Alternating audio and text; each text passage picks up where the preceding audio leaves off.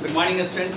जैसा कि मैंने आप सबों को बताया था कि हमारे चैनल के माध्यम से आप सबों को तमाम सब्जेक्ट मुहैया करवाया जाएगा। उसी कड़ी में आज साइंस का एक टॉपिक है जिसको डील करने के लिए हमारे पास एक सर हैं जिनका नाम है अमित सर। वो डील करेंगे ग्लोबल वार्मिंग को, और ये टॉपिक ऐसा है जो कि साइंस में भी मिलेगा और सोशल में भी मिलेगा, 9th में भी मिलेगा, 10th में भी मिलेगा, बचपन में भी मिलेगा और कॉम्पिटिटिव क्लास में भी मिलेगा। बचपन से 55 तक वाली बात है। आप सभी इंसान इसे पढ़ सकते हैं, फ़ायदा उठा सकते हैं। तो मैं आमंत्रित करता हूं अमित सर को। अमित सर आप आए और इस टॉपिक को डील करें। थैंक यू जी। धन्यवाद मिश्रा जी। मैं अमित मिश्रा आज आप सबों के समक्ष जो टॉपिक लेकर आया हूं वो है ग्लोबल वार्मिंग का। और ये जो मुद्दा है आज पूरे विश्व स्तर पर, ग्लोबल लेवल पर विश्व स्तरीय समस्या बन के आया हुआ। ये क्या समस्या है, इस चीज़ के बारे में हम लोग जानेंगे। सरकार इस विषय पे काफ़ी चिंतित रहती है, जिसका सम्मेलन आए दिन होते रहते हैं। तो हम लोग जानेंगे कि ये ग्लोबल वार्मिंग होता क्या है। तो इसका अर्थ होता है विश्व भूतापन। हिंदी इसका मतलब हो गया विश्व भूतापन। कहीं ना कहीं इसमें ताप की बात आई है तो तपने की बात आ रही है, गर्मी की बात आ रही है। तो ये तपना क्या है, इस चीज़ को जानेंगे हम लोग। तो इसको जानने के लिए सबसे पहला जो इसका अहम क्वेश्चन बनता है कि ये ग्लोबल वार्मिंग के लिए जिम्मेवार कौन है, क्या है। ठोस है, द्रव है, गैस है। अगर गैस है तो कौन सा गैस है। तो निश्चित तौर पे इसके लिए जिम्मेवार जो है वो एक गैस है जिसका नाम है कार्बन डाइऑक्साइड गैस। ये गैस करता क्या है एक्चुअल में, ये गैस का जो अपना गुण होता है ये भारी गैस होता है। इसकी प्रतिशत मात्रा पृथ्वी पे जो है आपको 0.03% है। प्रतिशत मात्रा तो इसकी कम ही है, लेकिन इतना ही काफ़ी है।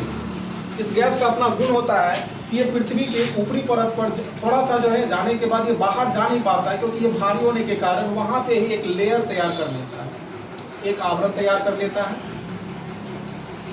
यानी पृथ्वी को कवर किए हुए रहता है ग्रीन हाउस की तरह। मैंने यहाँ पे जिक्र किया है ग्रीन हाउस। तो इस ग्रीन हाउस के बारे में आपको जानना होगा कि ये ग्रीन हाउस क्या होता है। चलते हैं हम लोग ग्रीन हाउस पे कुछ देर के लिए। ये ग्रीन हाउस जो होता है ठंडे प्रदेश के लोग एग्रीकल्चर यानी कृषि करने के लिए इसका उपयोग करते हैं। ठंडे प्रदेश के लोग जहाँ पे सूर्य काफ़ी कम समय के लिए निकलता है। मैंने यहाँ पे पृथ्वी का एक पॉइंट बनाया है। ये जो ध्रुव आप देख रहे हैं यहाँ पे बर्फ जमा हुआ रहता है। यहाँ पे आप उत्तरी ध्रुव में जाके देखेंगे तो ऊपर में वाइट कलर का आपको नजर आएगा जो कि बर्फ है, यानी कि जो उसमें वाइट कलर का जो सिंबल जहाँ देख रहे हैं वो बर्फ है। ब्लू कलर का आ रहा है तो वो समुद्र का हिस्सा है, और जो पीला जो स्थान है वो स्थलीय भाग है। हम लोग जान ही रहे। तो स्थलीय भाग की अगर हम बात करते ये ग्रीन हाउस की बात करते हैं तो इसमें एक शीशे का मतलब घर बना हुआ रहता है, शीशा से कवर किया हुआ रहता है और एक बहुत बड़े स्पेस पे कवर किया होता है। नीचे में आपका पौधा, तो यहाँ पे शीशा का प्रॉपर्टीज हम लोग देखेंगे। शीशा जब गर्म होता है तो गर्म होता है काफ़ी तेज़ी से गर्म होता है, और ठंडा होने में उसको काफ़ी समय लग जाता है। जब सूर्य की किरणें इस शीशा से भरे घर में जब प्रवेश करती है कुछ ही देर के लिए, तो शीशा तो गर्म हो जाता है, और सबसे पहले इसके अंदर में जो शीशा गर्म होकर इसकी गर्मी जो बाहर निकलना चाहती है वो निकल नहीं पाती है, वो इससे घर में ही कैद हो जाती है, जिस कारण से मैक्सिमम टाइम तक पेड़ पौधे को गर्मी मिलती रहती है। इसीलिए ग्रीन हाउस का निर्माण ठंडे प्रदेशों में कृषि के लिए किया जाता है। बात समझ में आ रही है। तीसरी बात, अब देखेंगे ये ग्रीन हाउस का निर्माण, यहाँ पे जो CO2 गैस की बात करते हैं हम लोग, CO2 ने कर दिया है। तो ये शीशे का कोई घर नहीं बनाया है। यहाँ पे आपको कोई शीशा का ऊपर में नजर नहीं आएगा, लेकिन है इस गैस का एक परत बना हुआ है।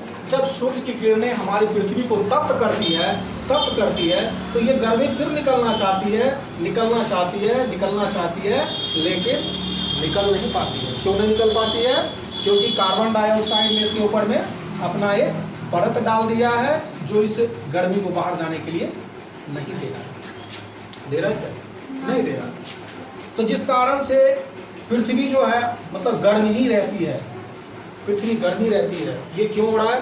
तो हम लोग एक लार्ज मात्रा में यहाँ पे कार्बन डाइऑक्साइड गैस को समझो प्रोड्यूस कर रहे हैं। इतना ज़्यादा वैकिल्स की मदद से, कारखानाओं की मदद से, पेड़ पौधों की कटाई, ये सभी क्या है जो कि कार्बन डाइऑक्साइड की मात्रा में वृद्धि कर रही है। एक पेड़ पौधा ही है जो कि इसको कंट्रोल करके रख सकता है प्रकाश संश्लेषण प्रक्रिया के माध्यम से।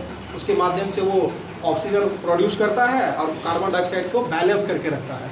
लेकिन आज हम लोग अपनी विलासतापूर्ण जीवन जीने के लिए पेड़ पौधों की अंधाधुंध कटाई कर रहे हैं, जिस कारण से वो कार्बन डाइऑक्साइड का जो संतुलन है वो बिगड़ चुका है, एक बड़े पैमाने पर जो है यहाँ पे प्रोड्यूस हो रहा है वो, और एक लेयर सा बना लिया है। इससे क्या हो रहा है, अब समस्या आने की बात करेंगे। ये गर्मी जो है सूर्य के तपने के कारण पृथ्वी गर्म हो रही है, गर्म होने के बाद ये गर्मी बाहर निकल नहीं पा रही है, ये पूरे पृथ्वी पर घूम रही है। यहाँ इस बर्फ पे आएगी और यहाँ पे उत्तरी ध्रुव पे भी आएगी और यहाँ पे भी आएगी। तो पृथ्वी पे हमने 100% जल का बात अगर हम करते हैं तो इसमें 97% समुद्र में जल है, समुद्र जल है, ठीक है ना।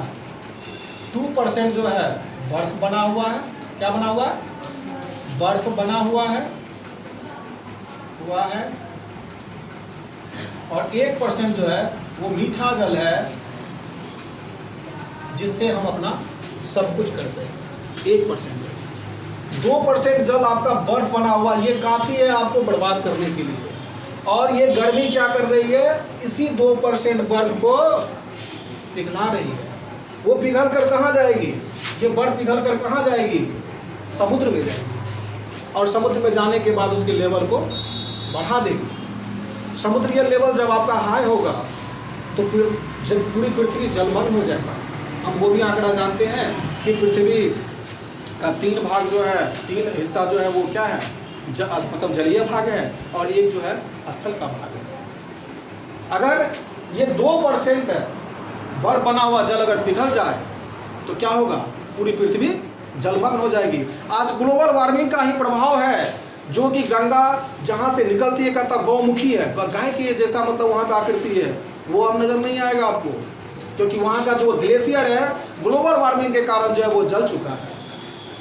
किसके कारण जल चुका है, ग्लोबल वार्मिंग के कारण वो जल चुका है, मतलब सॉरी गल गया, वहाँ से वो गल गया, वो हिस्सा आपको टुकड़ा वो नहीं मिलेगा वहाँ पे, और वो गौमुख जो है ख़त्म हो गया। यानी हम अपने धरोहर को भी ख़त्म कर रहे हैं, जो हमारा पहले से वो तो नाम है किताब पे डाला हुआ है कि जहाँ से गौमुखी है, वो गौमुख खत्म हो चुका है। तो ये ग्लोबल वार्मिंग का प्रभाव है बच्चों, जिससे पृथ्वी पर अनवरत गर्मी रहती है, 2400 घंटा हमारा जो है पृथ्वी गर्म रहती है, और ये इसके पीछे जिम्मेवार क्या है, ग्लोबल वार्मिंग है। तो इस एग्जाम में आपको क्वेश्चन आ जाता है कि ग्लोबल वार्मिंग के लिए जिम्मेवार सबसे प्रमुख गैस कौन है, तो वो CO2 है, आपका आंसर होगा। इसको डिटेल में जो है आपको पूछ सकता है, तो डिटेलिंग में आप यहाँ पे ग्रीन हाउस का जिक्र करेंगे। और ग्रीन हाउस क्या है, इसको हम लोगों ने देख लिया कि ये ठंडे प्रदेशों में क्या होता है, इसमें कृषि किया जाता है। क्यों किया जाता है, क्योंकि ये गर्मी को जो है कंट्रोल करके रखता है काफ़ी लंबे समय तक। और वही ग्रीन हाउस का निर्माण कौन कर दिया है, कार्बन डाइऑक्साइड गैस, कहाँ पे, हमारे वायुमंडल। तो हम लोग मिलते हैं फिर नेक्स्ट वीडियो में। ये वीडियो यहीं पे समाप्त होता है। धन्यवाद, बहुत बहुत धन्यवाद सर।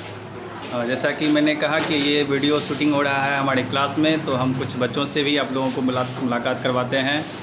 ये हमारे स्टूडेंट्स हैं, ये लोग अभी ऑफलाइन पढ़ रहे थे, और आप लोगों के लिए ये वीडियो यूट्यूब पे डाला जा रहा है। तो उम्मीद है आप लोग देखेंगे, लाइक करेंगे, शेयर करेंगे, कमेंट करेंगे।